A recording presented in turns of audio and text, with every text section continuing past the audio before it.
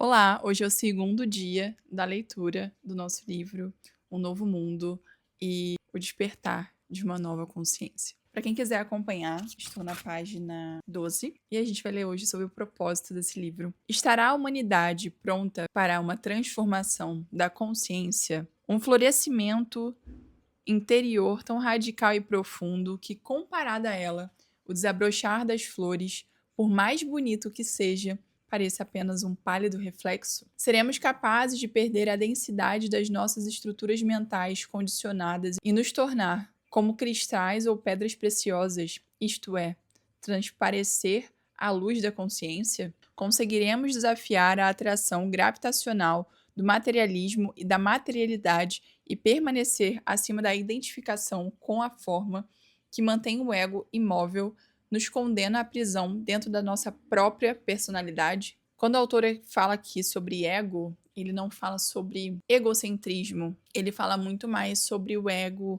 de quem nós acreditamos ser. E pelo que eu tô percebendo, o livro ele vai explicando aos poucos o que um capítulo tá linkando ao outro e talvez quem você acredite ser sua vida inteira, que é formado por crenças, principalmente crenças herdadas ou crenças por repetição, durante esse livro se percam.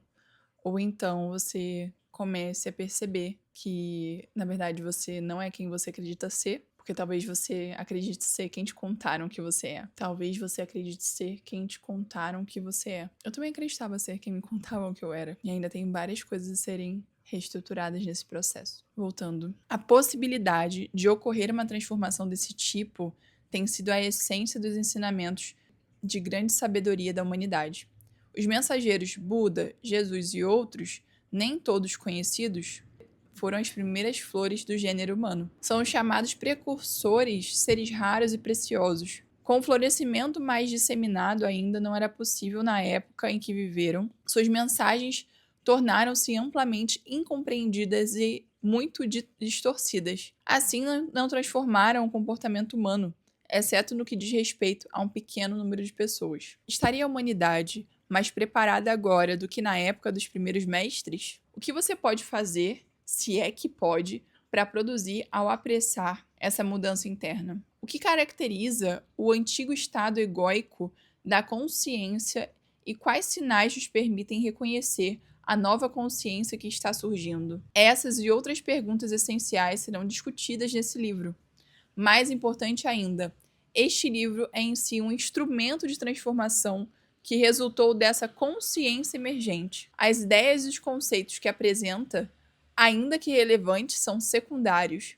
Eles nada mais são do que pontos de referência em direção ao despertar. Logo, ele é ferramenta para o seu despertar e não você não vai conseguir despertar somente por ele. À medida que você for avançando na leitura, uma mudança se estabelecerá no seu ser. O principal propósito desse livro não é acrescentar novas informações e crenças à sua mente, nem tentar convencê-lo de alguma coisa, e sim produzir uma modificação da sua consciência, ou seja, o despertar. Nesse sentido, ele não é interessante. Chamamos de interessante uma leitura que nos permite manter o distanciamento, analisar as ideias e os conceitos, concordar ou discordar.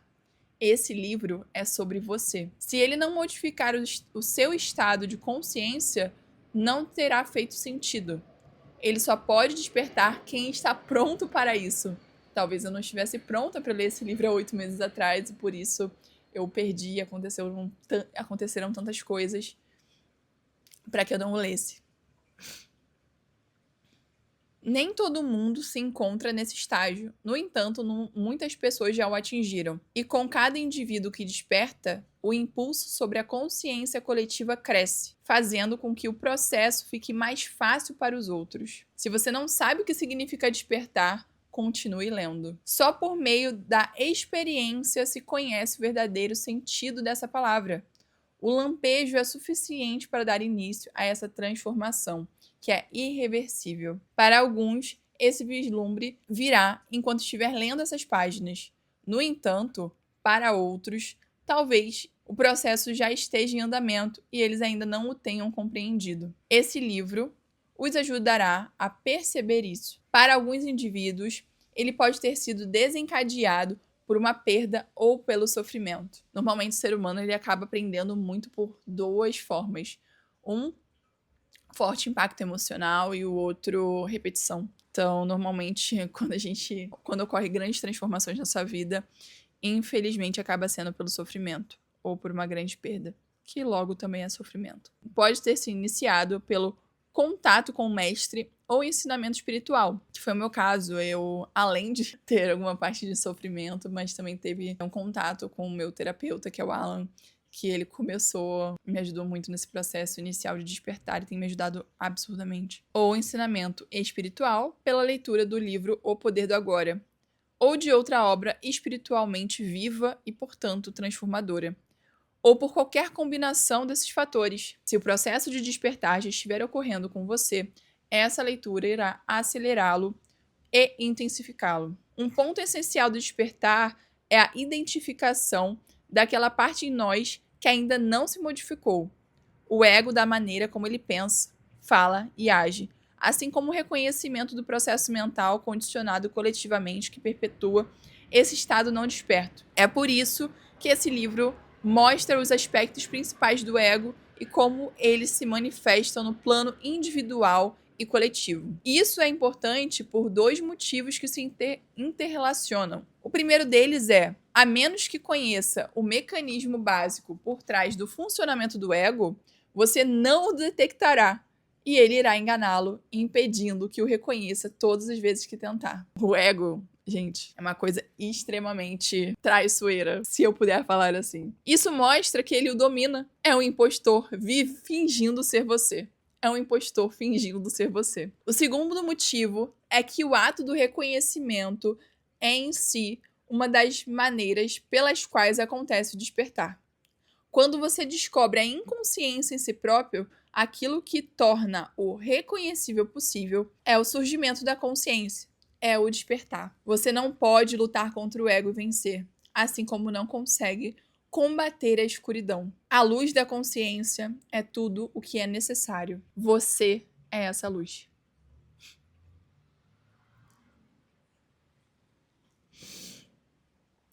Próximo tópico. Um distúrbio herdado. Se examinarmos mais detidamente as antigas religiões e tradições espirituais da humanidade, veremos que, por baixo de grande parte das diferenças superficiais que elas apresentam, há duas ideias centrais com as quais a maioria delas concorda. Embora as palavras usadas para explicar essas ideias sejam diversas, todas remetem a uma verdade fundamental dupla. Nessa sessão, abordarei uma das suas faces, a negativa, e a próxima, a positiva. A primeira parte, ou o aspecto ruim dessa verdade, é a compreensão de que o estado mental normal de quase todos os seres humanos contém um forte elemento do que podemos chamar de distúrbio ou disfunção e até mesmo de loucura. Determinados ensinamentos fundamentais do hinduísmo talvez sejam os que mais se aproximem da ideia de que esse desajuste é uma forma de doença mental coletiva.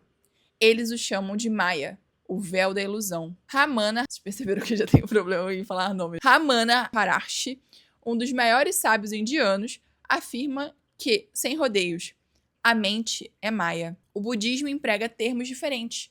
De acordo com Buda, a mente humana, no seu estado normal, produz dukkha, termo pali que pode ser traduzido como sofrimento, insatisfação ou tristeza, entre outros. Para ele, essa é uma característica da condição humana. Não importa onde vamos nem o que façamos, disse o mestre, encontraremos dukkha, e isso se manifestará em todas as situações, cedo ou tarde. De acordo com os ensinamentos cristãos, o estado coletivo normal da humanidade é de pecado original. A palavra pecado tem sido incompreendida ao longo de séculos, traduzida de forma literal do grego antigo, idioma em que o Novo Testamento foi escrito originalmente. Ele significa errar o alvo, como na situação em que o arqueiro que falha em atingir ponto de mira. Assim, pecar quer dizer errar o sentido da existência humana. Pecar quer dizer errar o sentido da mente humana. Você sabe qual é o sentido da sua própria vida? Corresponde a viver de maneira desorientada, cega e, portanto, sofrer e causar sofrimento. Uma vez mais, essa palavra despojada da sua bagagem cultural e de sentidos equivocados indica o distúrbio inerente da condição humana. As conquistas da civilização são adaptáveis e negociáveis. Criamos obras sublimes de música, literatura, pintura, arquitetura, escultura, mas recentemente a ciência e a tecnologia estabeleceram mudanças radicais na maneira como vivemos e nos capacitaram a produzir inventos que teriam sido considerados miraculosos até mesmo 200 anos atrás. Não há dúvida, a mente humana possui um altíssimo grau de inteligência. Ainda assim, essa inteligência é tingida pela loucura. A ciência e a tecnologia aumentaram o impacto destrutivo que o distúrbio da mente humana tem sobre o planeta, sobre as outras formas de vida e sobre as próprias pessoas. Por isso, é na história do século XX que essa disfunção ou essa insanidade coletiva pode ser reconhecida com mais nitidez. Um fator adicional é que essa perturbação está de fato se intensificando e se acelerando. A Primeira Guerra Mundial eclodiu em 1914. Lutas destruidoras e cruéis, motivadas por medo, cobiça e desejo de poder, são ocorrências comuns em toda a história da nossa espécie. Então, temos aí a guerra entre os Estados Unidos também, que está acontecendo agora, que esperamos não eclodir uma terceira guerra mundial. Assim como foram a escravidão, a tortura e a violência disseminada e infligidas por motivos religiosos e ideológicos. Os seres humanos sofreram mais nas mãos uns dos outros do que em decorrência de desastres naturais. Em 1914, a mente humana, altamente inteligente, inventou não só um motor de combustão interna, como também bombas, metralhadoras, submarinos, lança-chamas e gases venenosos. A inteligência a serviço da loucura. Nas trincheiras estáticas da guerra na França e na Bélgica, milhões de homens pereceram para ganhar alguns poucos quilômetros de lama. No fim do conflito, em 1918, os sobreviventes observaram horrorizados e incrédulos o saldo da devastação. 10 milhões de pessoas mortas e muitas mais mutiladas e desconfiguradas. Nunca antes a loucura humana tiveram consequências tão devastadoras e deixaram efeitos tão evidentes.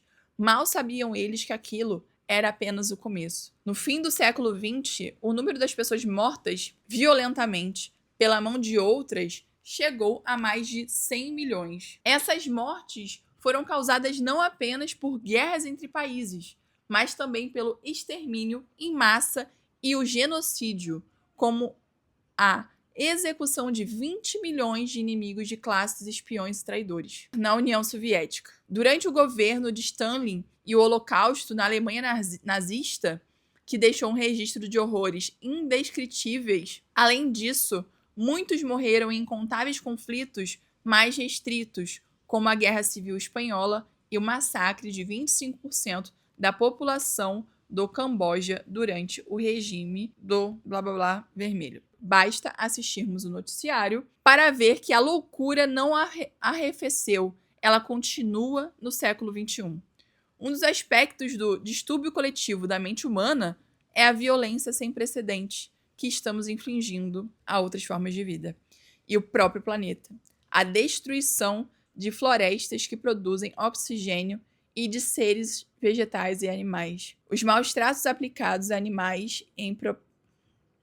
Desculpa, gente, eu acabo ficando realmente emocionada, mas voltando. A destruição das florestas que produzem oxigênio e de outros seres vegetais e animais. Os maus tratos aplicados a animais em propriedades rurais voltadas à produção comercial e o envenenamento de rios e mares e do mar. Motivados pela cobiça, ignorantes da nossa interdependência do conjunto como um todo. Persistimos num comportamento que, se continuar indiscriminadamente, resultará na nossa própria destruição. As manifestações coletivas de insanidade que se encontram na essência da condição humana consiste a maior parte da história da nossa espécie. E Em grande medida, essa história é de loucura. Se ela fosse o relato do caso clínico de uma única pessoa, o diagnóstico seria ilusões paranoicas crônicas, propensão patológica para cometer assassinato e atos de extrema violência e crueldade contra inimigos imaginados. Sua própria consciência projetada externamente e exteriormente. Uma insanidade criminosa com breves intervalos de lucidez. Medo, cobiça e desejo de poder são as forças motivadoras psicológicas que estão por trás não só dos conflitos armados e da violência envolvendo países, tribos, religiões e ideologias, mas também do desentendimento incessante dos relacionamentos pessoais. Elas produzem uma distorção na percepção que temos dos outros e de nós mesmos. Por meio delas, interpretamos erroneamente todas as situações, o que nos leva a adotar uma ação equivocada para nos livrarmos do medo e satisfazermos nossa necessidade interior de alcançar mais. Um poço sem fundo que nunca pode ser preenchido. Eu acabo perguntando, normalmente quando as pessoas falam, não, porque eu preciso ganhar mais, fazer mais dinheiro. Pra quê? Pra que você quer mais dinheiro? Então, sempre acabo seguindo nessa linha. Porque é um poço sem fundo. Que se a gente não tiver propósito, nunca vai ser preenchido. É importante que você compreenda, porém, que o medo, a cobiça e o desejo de poder não são o distúrbio de que estou falando, embora sejam criados por toda essa disfunção, que é uma ilusão coletiva profundamente arraigada na mente de todo ser humano. Numerosos ensinamentos espirituais nos dizem para abandonar o medo e o desejo, mas, em geral, esses métodos espirituais não atingem seu objetivo, não chegam à verdadeira causa do distúrbio. Medo, cobiça e desejo de poder não são os fatores causais supremos. Tentar ser uma pessoa boa ou melhor parece algo recomendável e evoluído a fazer. Ainda assim, não é um empreendimento que alguém consiga realizar com tal sucesso, a não ser que ocorra uma mudança em sua consciência. Isso acontece como parte da mesma disfunção, uma forma mais sutil e rarefeita de destaque pessoal, do desejo por mais e do fortalecimento da identidade conceitual do indivíduo e da sua imagem. Ninguém se torna bom tentando ser bom, em sim encontrando a bondade que já existe dentro de si mesmo e permitindo que ela sobressaia. No entanto, essa qualidade só se distingue quando algo fundamental muda no estado de consciência da pessoa.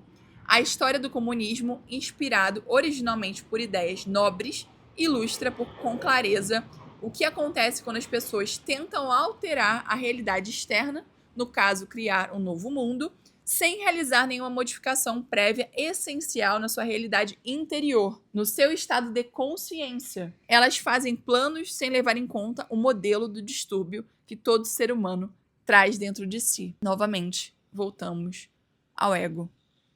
Eu posso sair? Dá tchau, pessoal, tá? Espero que de alguma forma algo tenha explodido na sua mente. Se algo mudou, se você teve algum insight, comenta aqui embaixo. Deixa eu saber o que está acontecendo com você enquanto a gente lê esse livro e tudo que você está sentindo e percebendo. Até amanhã. A gente se vê. Curte, se inscreva no canal e compartilha para aquele seu amigo ou sua amiga que também está na mesma caminhada que nós, que é o despertar da consciência.